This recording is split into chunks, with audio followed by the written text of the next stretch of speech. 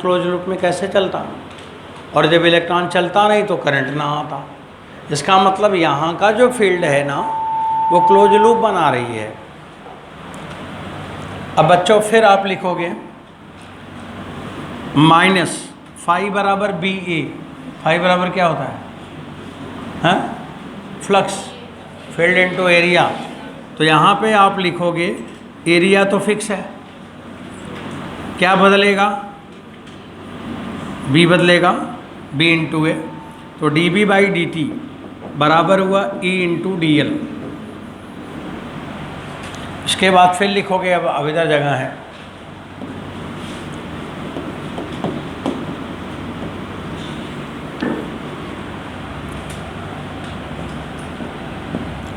अब बच्चों फिर लिखवाओ आप ई बराबर क्या हुआ? Minus A upon D L into D B by D T. इसे बोलते हैं सेकंड लॉ। जब स्कूल में आता है कि सेकंड लॉ लिखो, फराडे का सेकंड लॉ, तो ई बराबर minus D phi by D T लिख देते हैं। टीचर भी वही पढ़ा देते हैं, सारे लोग लिख देते हैं minus D phi by D T. वो सेकंड लॉ है, वो तो लेंज और वेबर लॉ है। सेकंड लॉ यहाँ पे है, सेकंड लॉ न्यूमैन ने दिया था, इसको बोलते हैं सेकंड लॉ। 99.99% लोग सेकंड लॉ नहीं जानते हैं, भले वो क्यों अपना फिजिक्स के टीचर ही क्यों ना हो, क्योंकि सेकंड लॉ न्यूमैन ने दिया था, इसको सेकंड लॉ का नाम दिया गया था। ये ओरिजिनल बुक में ये लिखा हुआ है, जहाँ से लोगों ने सीखा है। तो बच्चों सेकंड लॉ यहाँ पे निकल के आता है, और इसमें हम लोग पढ़ते हैं इंड्यूस इलेक्ट्रिक फील्ड। अब आप यहाँ पे लिख रहे हो कि इंड्यूस इलेक्ट्रिक फील्ड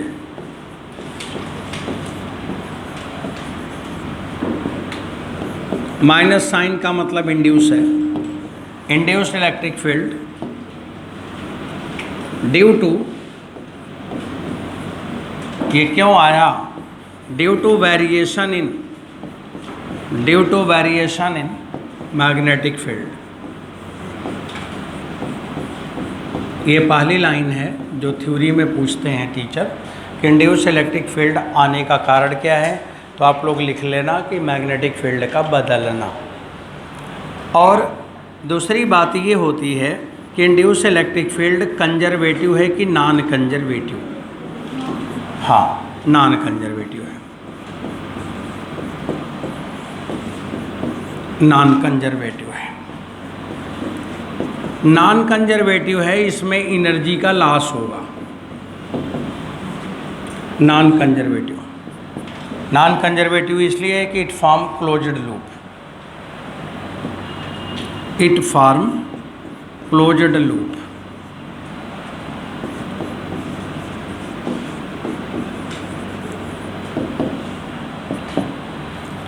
बच्चों देखो, मैं कोई मैकेनिक्स की बात एक्सप्लेन कर रहा हूँ इस समय।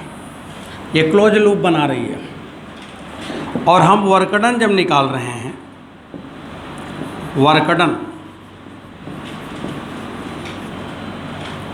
W बराबर F डॉट dl, और ये जीरो नहीं है।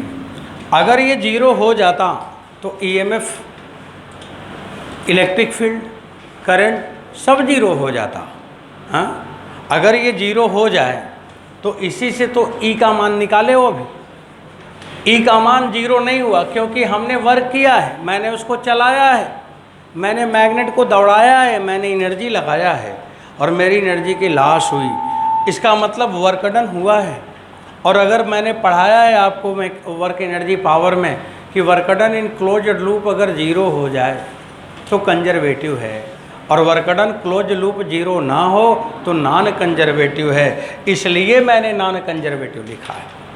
कोई पूछे कि आपने नॉन कंजर्वेटिव क्यों लिखा, तो आप बताओ कि EMF निकालोगे तो तुम्हें वर्क डन निकालना पड़ेगा, और वर्क डन क्लोज लूप में ही निकालना पड़ेगा। और अगर जीरो हो जाए तब तो EMF जीरो हो जाएगा, करंट जीरो हो जाएगा, लेकिन करंट आ रही है, इसका मतलब वर्क डन जीरो नहीं हुआ, और वर्क डन क्लोज लूप में जीरो नहीं हुआ, तो नेचर कौन सा हुआ? Non conservative. इसलिए नॉन कंजर्वेटिव लिखा है। तो बच्चों ये नॉन कंजर्वेटिव नेचर है।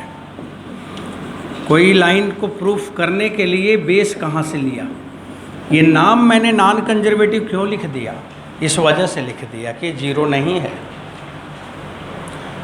अब आप लोगों को सेकंड लॉ में क्या निकालना है, अल्टीमेट पॉइंट्स क्या मिला बच्चों, हमारे पास इस समय रिजल्ट क्या मिल रहा है कि मेरे को ई निकालना है, इंड्यूस ईएमएफ निकालना है, और ये है माइनस ए डी एल और ऊपर लिखा गया है डी बी अपान डी टी। ये फार्मूला।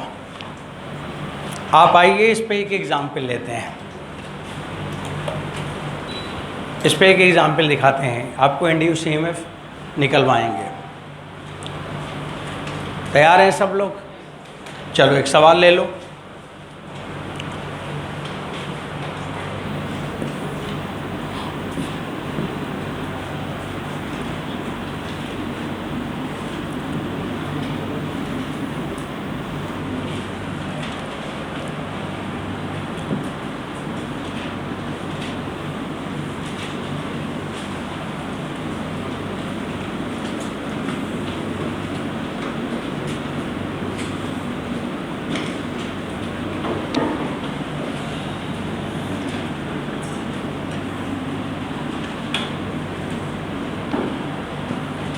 बच्चों ये सवाल दिखाया जा रहा है, इसका सेंटर है और ये रेडियस है आर, लूप का रेडियस है are.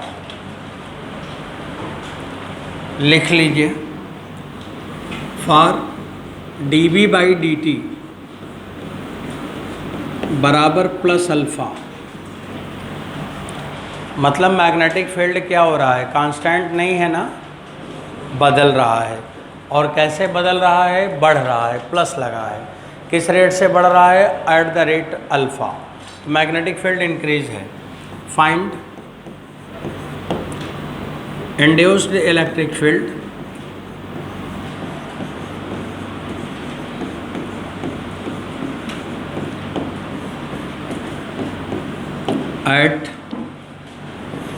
Eight number 1 R less than capital R, R equal to 0, R equal to R, R greater than R। मैंने एक पढ़ाया, मैंने एक बोला इनसाइड, R लेस देन लिखा है इनसाइड, फिर सेंटर, फिर सरफेस, फिर आउटसाइड। इलेक्ट्रिक फील्ड आपको 4 जगह निकालने हैं यहाँ पे।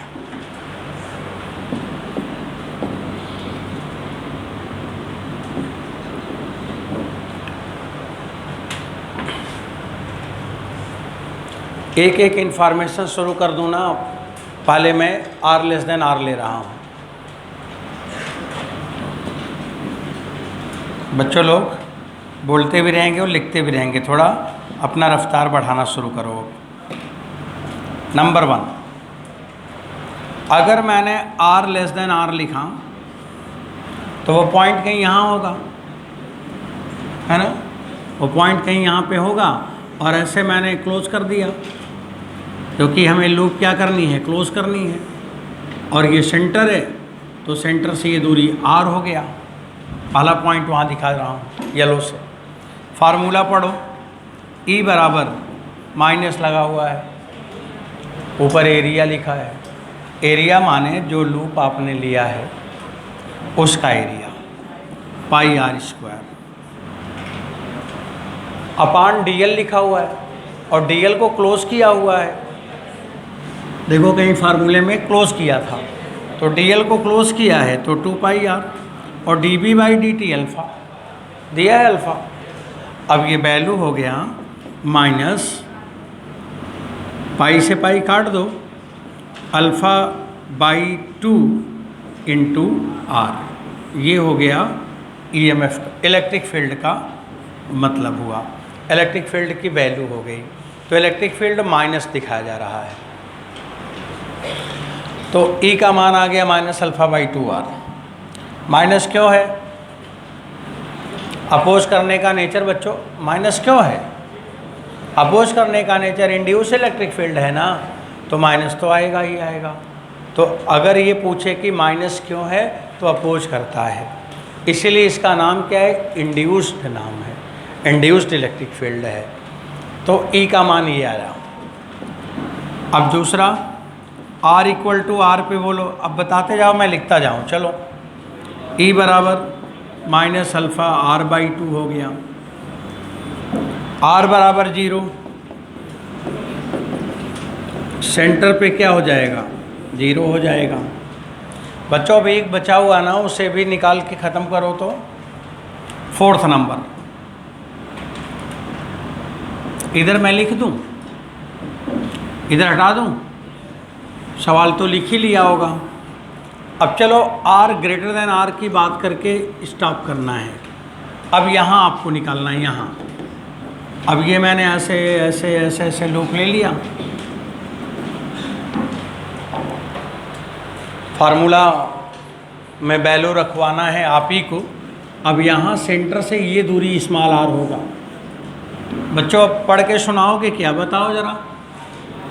ऐसे नहीं, पहले मैं फार्मूला ऊपर क्या लिखोगे, माइनस पहले एरिया, हाँ, पाई कैपिटल R, क्योंकि एरिया वो लेना है जितने एरिया में मैग्नेटिक फ्लक्स बदल रहा है, वो एरिया जिसमें फील्ड है। तो जब आपने इसको लिया था तो इस पूरे एरिया में बदल रहा था, जब आपने यहाँ पे लिया तो पूरे एरिया में फील्ड नहीं बदल रहा है। जितने एरिया में बदल रहा हो उसके अंदर उतना एरिया लेना है। तो एरिया क्या लिया, पाई R स्क्वायर, और dl की जगह क्या लिखोगे, 2 पाई R, और dB/dt माने प्लस अल्फ़ा। ई का मान आ गया minus R square alpha upon 2R, ये आ गया। और ई का मान किस पे डिपेंड कर गया, R पे, और इन्वर्स हो गया। तो बच्चों इलेक्ट्रिक फील्ड पकड़ में आया, कैसे आया।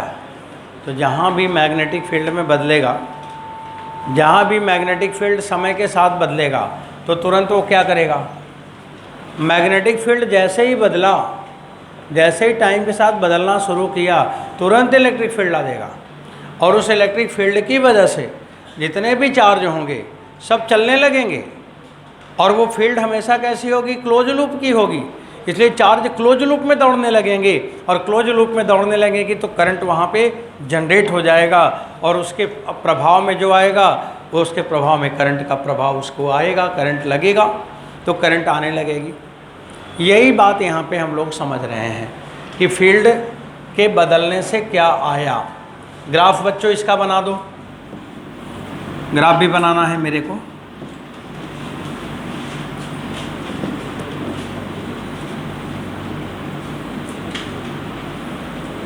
ऐसे लिखा है dB/dt बराबर प्लस अल्फ़ा, वेरिएबल है। इंड्यूस इलेक्ट्रिक फील्ड,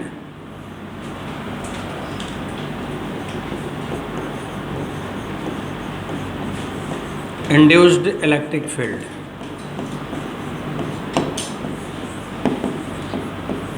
अगर मैंने इंड्यूस्ड इलेक्ट्रिक फील्ड लिख दिया तो क्या माइनस साइन लेना है, नहीं लेना है। तो माइनस साइन नहीं लेना है तो माइनस साइन को यहाँ इग्नोर कर दें,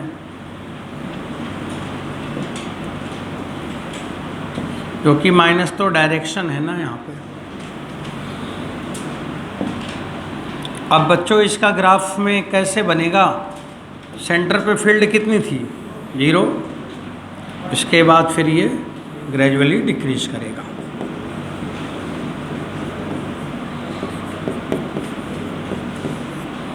ये बात हो गया।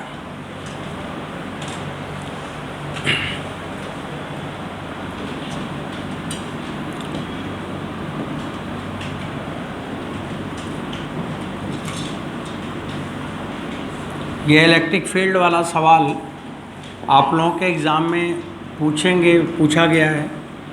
फार्मूला आपको अभी पता चला है कि कहाँ पे लिखना है, उसे में रख के लगा लोगे। और एक सवाल दुनिया में जो पहला क्वेश्चन बना था, या पहला क्वेश्चन की बात पहला क्वेश्चन ना बोल के पहला प्रैक्टिकल जो हुआ था वो क्या था, उसे देख लें आप।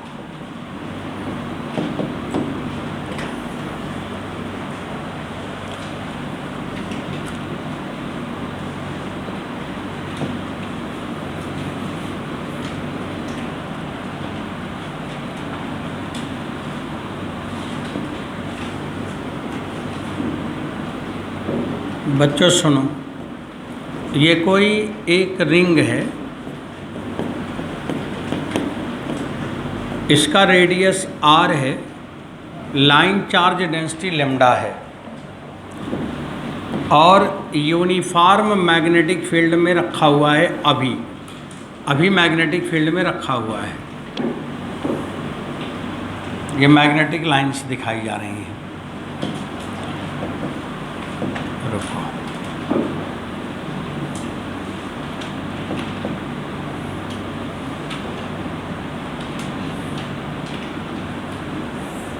ये मैग्नेटिक लाइन है।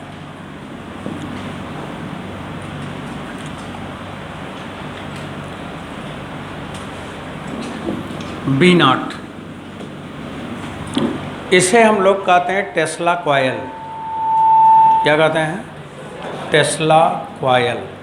किताब में लिखा हुआ टेस्ला कॉयल। पहला एक्सपेरिमेंट दुनिया में यही हुआ था। जब ये न्यूमैन्स लॉ आया तो लोगों ने उसको अप्लाई करने के लिए प्रैक्टिकल किया और टेस्ला ने किया था। इसलिए टेस्ला का नाम बहुत यहाँ पे पॉपुलरिटी के साथ लिखा जा रहा है, क्योंकि काम ज़्यादा किया था उन्होंने, अच्छे काम किए थे। तो टेस्ला कॉयल इसीलिए उन्होंने एक्सपेरिमेंट किया था। बच्चों, उन्होंने एक्सपेरिमेंट क्या किया कि जैसे भी मैग्नेटिक फील्ड B0 था और एक रिंग लिया और इसको उन्होंने ऊन से रगड़ के चार्ज डेवलप कर दिया। तो रिंग चार्जड है और इसको रख दिया और फील्ड लगी थी।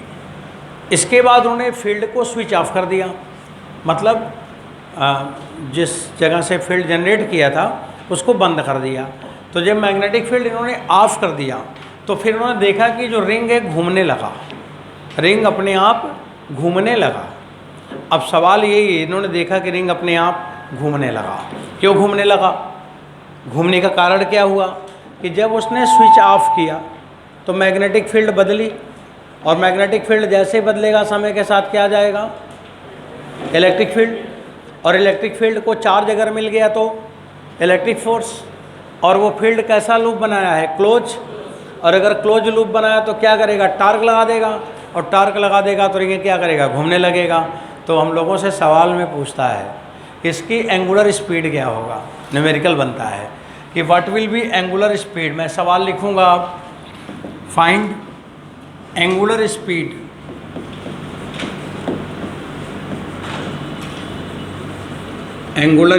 of ring of mass m and radius r। Radius तो वहाँ लिखा है, बस इतना लिखो, ऑफ मास m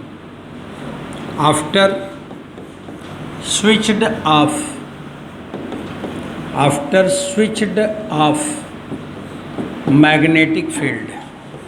बस, after switched off magnetic field.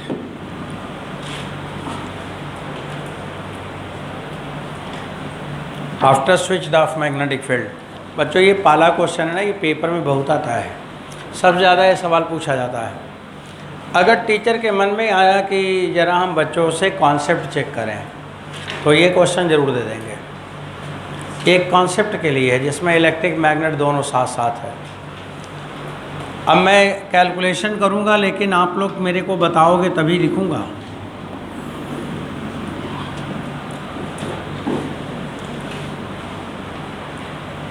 जैसे ही स्विच ऑफ करोगे, अब समझो, जैसे ही स्विच ऑफ करोगे तो प्राइमरी लाइन का घटना शुरू हो जाएगा।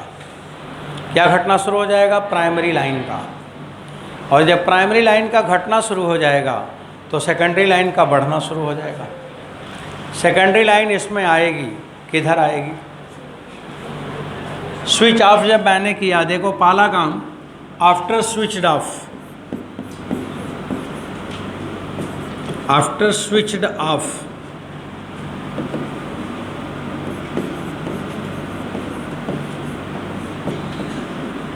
जैसे ही आपने इसको स्विच ऑफ किया, प्राइमरी लाइन और सेकेंडरी लाइन, इसको आप हमें बताएंगे ना आगे की बात। बच्चों मैं प्राइमरी लाइन सेकेंडरी लाइन लिखा है, प्राइमरी लाइन क्या लिखोगे?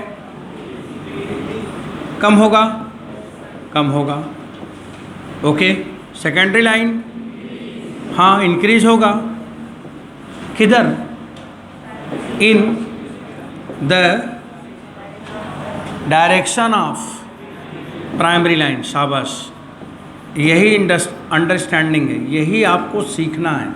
इसीलिए चैप्टर चल रहा है कि ये सब मन में आने लगे, जैसे आपने अभी बोला है, increases in the direction of primary line. अब बच्चों सुनो, अभी लिखो मत, आप क्यों लिखते हो, अभी समझा करो। अब ये प्राइमरी लाइन के डायरेक्शन में सेकेंडरी लाइन आ गई। करंट का आना, फील्ड का आना, किसी चीज़ का आना सेकेंडरी लाइन के ऊपर डिपेंड करेगा। तो सेकेंडरी लाइन जो आई है उस डायरेक्शन के कारण इसमें करंट किधर फ्लो करेगा? इलेक्ट्रिक फील्ड किधर फ्लो करेगा? तो आपने थोड़ी देर पहले पढ़ा था कि करंट का डायरेक्शन और इंड्यूस इलेक्ट्रिक फील्ड का डायरेक्शन एक ही था। वो चित्र बनाया था, इसीलिए बनाया था कि किधर इलेक्ट्रिक लाइन होगी, लूप क्लोज बनाएगी कि नहीं बनाएगी, और क्लोज लूप बनाएगी तो क्लॉकवाइज होगी कि एंटी क्लॉकवाइज होगी? कौन वाइज होगी? ऐसे लाइन है तो ऐसे करंट होगा, करंट का डायरेक्शन और इलेक्ट्रिक लाइन का डायरेक्शन ये होगा। और बच्चों जब ये फील्ड है ना ये, और अगर फील्ड है तो फील्ड क्या लगाएगी? फोर्स लगाएगी। और जब फोर्स लगाएगा तो इलेक्ट्रिक फोर्स ऐसे लगेगा Fe, इलेक्ट्रिक फोर्स ऐसे लगेगा Fe, इलेक्ट्रिक फोर्स ऐसे लगेगा Fe। तो ये जो फोर्स लग रहा है, ये फोर्स लग रहा है तो ये क्या बन रहा है? टार्क बना रहा है कि नहीं बना रहा है? ये टार्क बना रहा है। और जब टार्क लगेगा तो घूमेगा कि नहीं घूमेगा? घूमेगा ही घूमेगा। समझ आ रहा? अब यहाँ पे टार्क लग रहा है, थोड़ा ऊपर खिसका रहा हूँ।